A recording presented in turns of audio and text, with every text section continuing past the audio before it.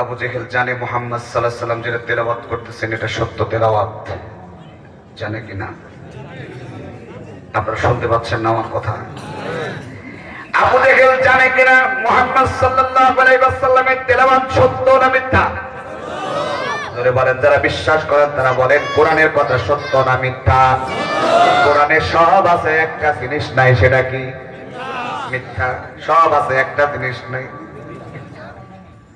আল্লাহর নবী মুহাম্মদ সাল্লাল্লাহু আলাইহি ওয়াসাল্লামের তেলাওয়াত তারা শোনার জন্য সব পাগলের মতো ছুটতে চলল।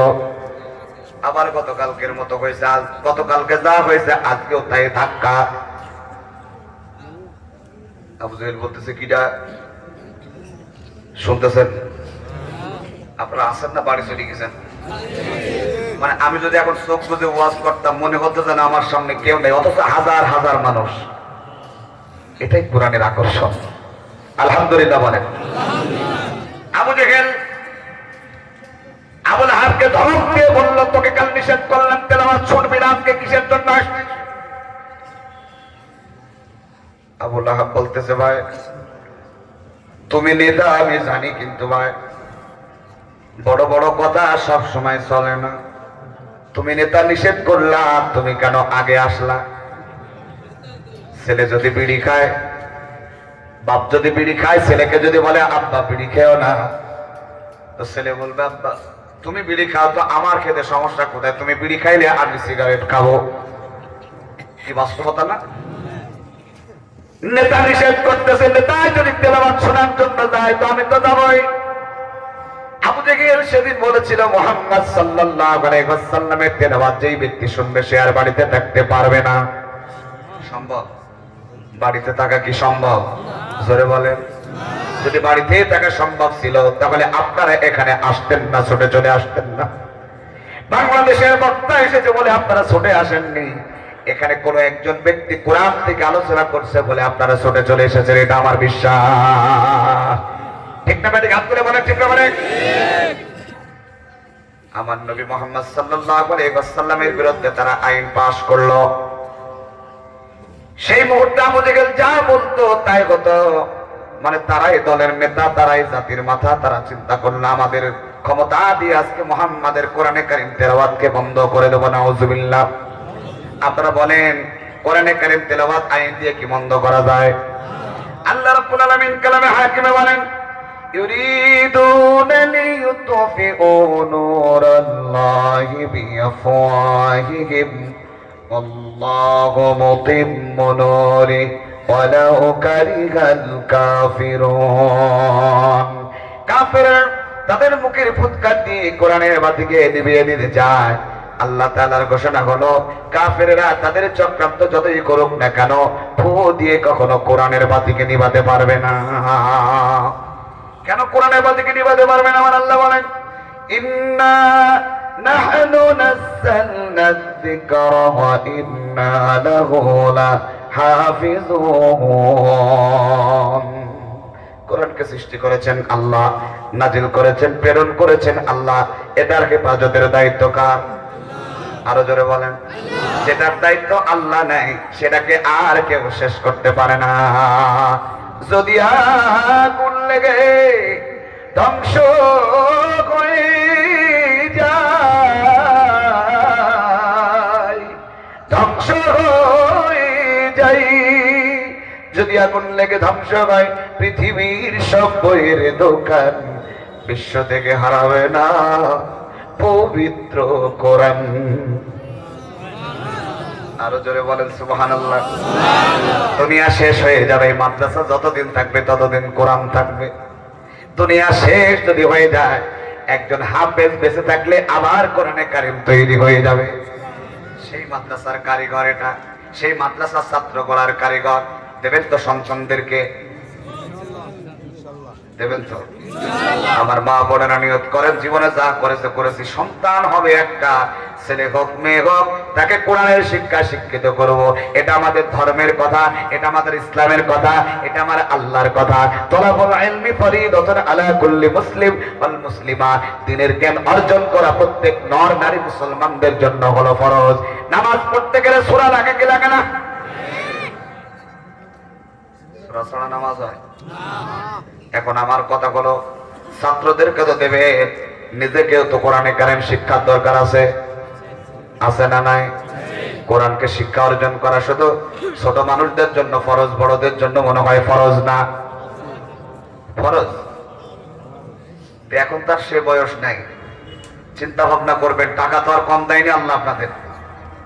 পার্সোনালি একটা হুজুর নিয়ে নেন বাড়িতে শিক্ষার জন্য, অথবা শিক্ষা আমাদের বাংলাদেশে অনেক জায়গা আছে বয়স্কদের শিক্ষার ব্যবস্থা করা। আলহামদুলিল্লাহ, আল্লাহ যেন আপনাদেরকে তৌফিক দান করে, সকলকে কোরআনে কারিম শিক্ষা অর্জন করার তৌফিক আল্লাহ তাআলা দান করুন। সকলে বলেন আমিন, জোরে বলেন আমিন। কোরআনকে ধ্বংস করা সম্ভব? জোরে বলেন কোনদিন সম্ভব হবে? আমার নবীকে বলা হলে মুহাম্মদ আমরা আইন পাস করব, আজকের পর থেকে আর তেলাওয়াত করা যাবে না। সেদিন আবু জেহেল আইন পাস করেছিল, মুহাম্মদ যেখানে তেলাওয়াত করবে ওখানে হট্টগোল বাঁধাও, গন্ডগোল বাঁধাও, মারামারি বাঁধাও। আমার ওয়াজ আপনাদের আর ভালো লাগার কথা নয়, কারণ 2 ঘন্টা হয়ে গেছে। আমি আর সামনের দিকে আগাবো না, শুধু দুটি কথা আপনাদেরকে বলতে চাই। নবীজির পথে, কালেমার পথে, হাদিসের পথে, নবীর পথে আল্লাহর পথে বাধা দিল আবু জেহেল তাদের ক্ষমতার দাপট দেখিয়ে। কিন্তু ভাইরা মনে রাখবেন, ক্ষমতার দাপট সারা জীবন মানুষের থাকে না, ঠিক না বেঠিক? সেই আওয়াজ কি আর হয়? ঠিক না বেঠিক? এইবার ঠিক আছে, ঘুমাই গেছিলেন মনে হয়। একটা স্লোগান হবে, পারা যাবে? এমন স্লোগান দেবেন আকাশ বাতাস মুখরিত হয়ে যাবে। জোরে বলেন ইনশাআল্লাহ। এই হাত তুলে স্লোগান দেবেন, কারণ হাত যেন নিচে না থাকে আমি দেখতে চাই। নারায়ে তাকবীর, আল কোরআনের আলো। আল্লাহ কবুল করুন, আমিন। জোরে বলেন আমিন। আল্লাহ, আমি এই দেশে এসেছিলাম কোরআনের কথা বলার জন্য। জানি না আমি কতটুকু বলতে পেরেছি, আমার দায়িত্ব থেকে যতটুকু বলেছি আল্লাহ তাআলা যেন আমাদেরকে বোঝার তৌফিক দান করেন। আমরা যেন সকলে ঈমানকে বুঝে ঈমানের দিকে আসতে পারি, আল্লাহ আমাদের সে তৌফিক দান করুন, আমিন। শেষ করব না, আরো করব, কিন্তু কথা আছে, আমার কথা শুনবেন তো আপনারা? আমার পরেও কিন্তু আরেকজন আলোচক আছেন, তিনার আলোচনা আপনারা শুনে যাবেন। এখন আমি আপনাদেরকে যে কথাটা শোনাতে চাই, রাসূল কারীম সাল্লাল্লাহু আলাইহি ওয়াসাল্লামের সাহাবারা এখনো তৈরি হয়নি। রাসূল কারীম সাল্লাল্লাহু আলাইহি ওয়াসাল্লামের পথে, কালেমার পথে বাধা সাহাবায়ে কেরামকে আমার আল্লাহ তাআলা বিশ্ব নবীকে লক্ষ্য করে বললেন, আপনার চিন্তা করার কোনো কারণ নাই। আবু জেহেল যা চিন্তা ভাবনা করে করো, আপনার কাজ তেলাওয়াত করার, কিন্তু কৌশলে। আবু জেহেল আইন পাস করেছে, আপনি তেলাওয়াত করবেন গোপনে, এটা আমার কৌশল। সুবহানাল্লাহ বলেন। আবু জেহেলের ভয়ে নবীজি তেলাওয়াত গোপন করলেন, বিষয়টা এরকম নয়। দুনিয়ার অবস্থা যত খারাপই থাক না কেন, দ্বীনের পথ ছেড়ে কখনো যাওয়া যাবে না। কষ্ট করে হলেও দ্বীনের পক্ষে থাকতে হবে, ঈমানের পক্ষে থাকতে হবে। এটা হলো ঈমানদারের কথা। কথা ঠিক আছে ভাই? আল্লাহ নবীকে বলা হলো ভয়ে নয়, এটা আমার অর্ডার। আবু জেহেল আইন পাস করেছে, আমি কৌশল শিক্ষা দিলাম, আপনি এখন থেকে গোপনে দাওয়াত দেবেন। নবীজি গোপনে দাওয়াত দিলেন 3 বছর। কত বছর? 3 বছরে নবীজির কাছে মুসলমান হয়েছে 72 জন। আবু জেহেল টেরও পায়নি। সুবহানাল্লাহ বলে। দুইটা আলোচনা রাখলাম, 72 জন মুসলমান হয়ে গেল। আল্লাহ রাব্বুল আলামিনের পক্ষ থেকে অর্ডার হয়ে গেল, হাবিব 3 বছর গোপনে দাওয়াত দেওয়া ছিল আমার অর্ডার। আমি সেই আল্লাহ অর্ডার দিচ্ছি, 72 জন সাহাবাকে এখন ওপেন তেলাওয়াত করতে হবে, আর গোপনে করা যাবে না। আল্লাহর নবী বললেন, হে আমার 72 জন সাহাবা, আবু জেহেলের ভয়ে কি তোমরা তেলাওয়াত যদি প্রকাশ্যে করতে বলি তোমরা আবার পালিয়ে যাবে না তো? সবাই এক বাক্যে বললেন, ইয়া রাসূলুল্লাহ, আপনি হুকুম করুন, আমরা তেলাওয়াত করব। আপনার মুখে শুনেছি কোরআন তেলাওয়াত করতে গেলে, জীবন চলে গেলে তারা মরে না, তারা হয়ে যায় শহীদ। আমরা সেই পথটা পেতে চাই। 72 জন সাহাবার মধ্যে আমার নবীজি বললেন, তেলাওয়াত কে করতে পারবা? তেলাওয়াত করলেই তো মামলা, দেশে আইন পাস হয়ে গেছে, তেলাওয়াত করা যাবে না।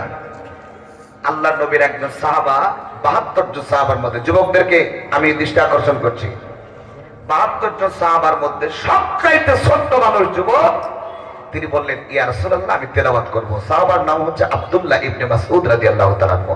তিনি বললেন, হুজুর আমি তেলাওয়াত করব। আমার নবীজি বললেন, না তুমি পারবে না, হাত নামা, তুমি ছোট মানুষ। একবার, দুইবার, তিনবার নবীর সাহাবা হাত বলেছে, নবীজি অনুমতি দেননি।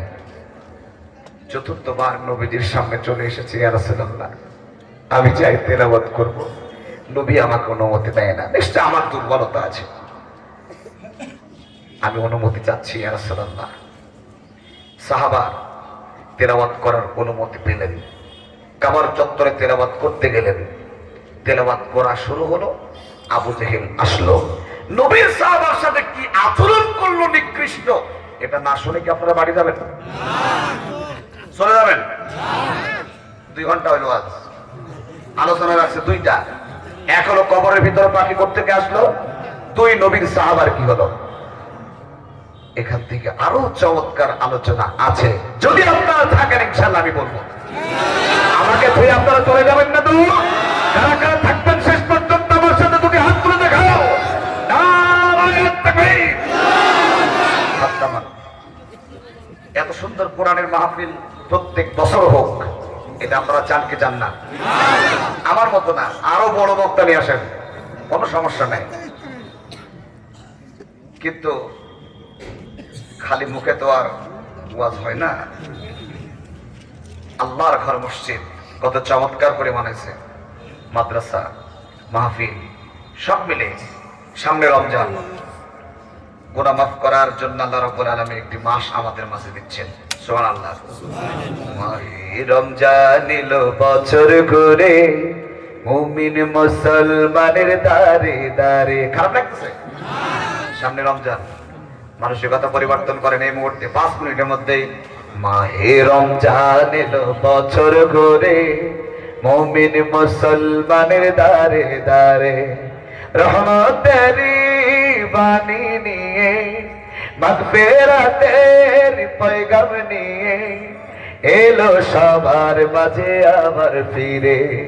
মাহে রমজান এলো বছর ঘুরে, মুমিন মুসলমানের দারে দারে। ইউটিউবে আমাদের এই গানগুলো আছে, আপনারা শুনবেন। অনেক গান আমাদের ইসলামিক গান আছে, আপনারা শুনবেন। আপনাদের তো শোনার টাইম থাকে না, আপনাদের ইজি কাজে বিজি থাকেন। আল্লাহর নবীর সাহাবা তেলাওয়াত করতে চলে গেল কাবার চত্বরে। যেই দেশে কোরআনে কারীম নিষিদ্ধ আছে সেই দেশে তেলাওয়াত শুরু করে দিল আল্লাহর নবীর সাহাবা। বিসমিল্লাহির রহমানির রহিম। الرحمن علم القرآن خلق الإنسان علمه البيان الشمس والقمر بحسبان والنجم والشجر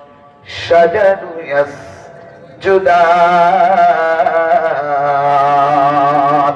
দুটি হাত তুলে বলুন আল্লাহু আকবার। সেই দেশে তেলাওয়াত নিষিদ্ধ, নবীর সাহাবা তেলাওয়াত করে শুরু করে দিয়েছে। আল্লাহর নবী মুহাম্মদ সাল্লাল্লাহু আলাইহি ওয়াসাল্লামের সাহাবা তেলাওয়াত শুরু করে দিল। চোখ খুলেই দেখতেছে চারি সাইডে মানুষ কোরআন শোনার জন্য পাগল হয়ে পাগলের মতো দাঁড়িয়ে গেছে। মারহাবা নন। নিষিদ্ধ জিনিস বলে শোনার জন্য পাগল হয়ে গেল, তাতে আমার নবীর সাহাবা তেলাওয়াত করছেন। আল্লাহর নবীর সাহাবার তেলাওয়াত শুনে মানুষ সাফখানা দেখার মতো করে চারি সাইডে মানুষ দাঁড়িয়ে গেছে কোরআন শোনার জন্য। ওর মধ্য থেকে একটা লোক আবু জেহেলকে খবর দিয়ে ডেকে নিয়ে আসলো। আবু জেহেল, তুমি নিষেধ করেছিলা মুহাম্মদকে তেলাওয়াত করতে, নিষেধ করেছিলাম, কিন্তু তোমার নিষেধ শোনে নাই, মুহাম্মাদের দলের একটা লোক তেলাওয়াত করা শুরু করে দিয়েছে। আবু জেহেল আসলো, আব্দুল্লাহ ইবনে মাসউদকে বলল, এখানে তেলাওয়াত করার অনুমতি তোকে কে দিয়েছে? তোর অন্তরে এত সাহস কে দিল? তিনি বললেন, যার অন্তরে ঈমান আছে আল্লাহর শক্তি নিয়ে তারা চলে। সুতরাং আমাকে মেরে আমাকে শেষ করে তুমি কখনো ইসলাম শেষ করতে পারবা না। আমি নবীর সাহাবা, পরীক্ষা দেওয়ার একটা প্ল্যাটফর্ম, একটা হল আমি পেয়েছি, এখানে আমি পরীক্ষা দেওয়ার জন্য রেডি আছি। তুমি আমাকে ইসলামের জন্য যা ইচ্ছা তাই করতে পারো, ইসলামের পথ থেকে সরে যাব না, এটাই আমার পরীক্ষার ফলাফল। তার মানে কোরআনের কথা যখন আপনি বলবেন, হাজার বাধা বিপত্তি আপনার সামনে আসবে, এই বাবা নামাজে যাস না। আরে নামাজ পড়ে এত বড় লোককে, নামাজ পড়ে কি হবে, সপ্তাহে একদিন নামাজ পড়বো।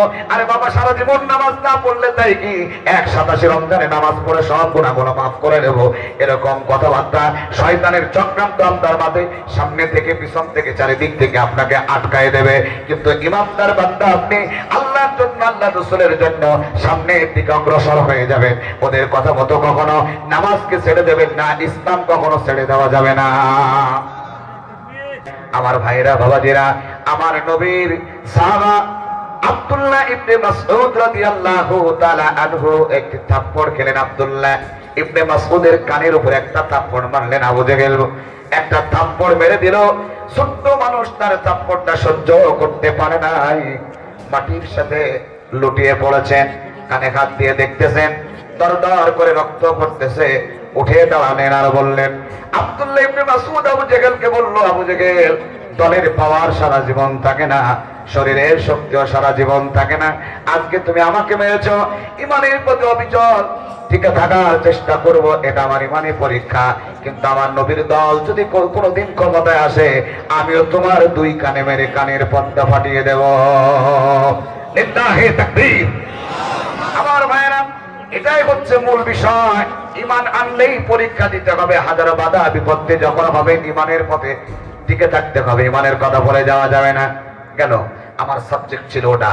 আর একটা বিষয় হলো, আল্লাহ রাব্বুল আলামিন বান্দার জীবনের আমলগুলো সাথে নিয়ে কবরে যায়।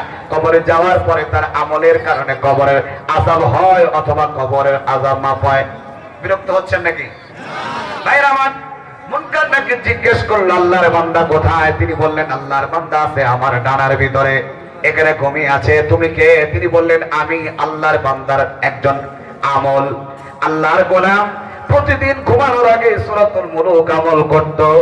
বান্দা বিদায় হয়ে গেল, মুলুক আমল করার কারণে আল্লাহ তাআলা বান্দার জীবনের গুনাহ খাতা মাফ করে দিয়েছেন। বলেন সুবহানাল্লাহ। এই পাখিরা মূলত সূরাতুল মুলুকের আমল ছিল। দুনিয়াতে যে আমল করবে, এতটুকু আমল কখনো আপনার কাছ থেকে সরে যাবে না, বদ আমল হোক অথবা ভালো আমল হোক। সুতরাং দুনিয়াতে আমরা যে আমলগুলো করব, এই আমলটা এমন যেন হয় আল্লাহ তাআলা কবরের আযাব থেকে মাফ করে দেন। জবান খুলে বলেন আমিন। আমা তৌফিকি ইল্লা বিল্লাহ। আপনারা সকলে ভালো থাকবেন। আমি আপনাদের জন্য দোয়া করছি, আল্লাহ তাআলা আমাদের সকলকেই ইসলামের জন্য কবুল করুন। আবারও দেখা হবে ইনশাআল্লাহ কোনো এক ময়দানে, যদি বেঁচে থাকি। আর যদি বেঁচে না থাকি, আল্লাহ চাহে তো কিয়ামতের ময়দানে আবার দেখা হবে। আসসালামু আলাইকুম ওয়া রাহমাতুল্লাহি ওয়া বারাকাতুহু।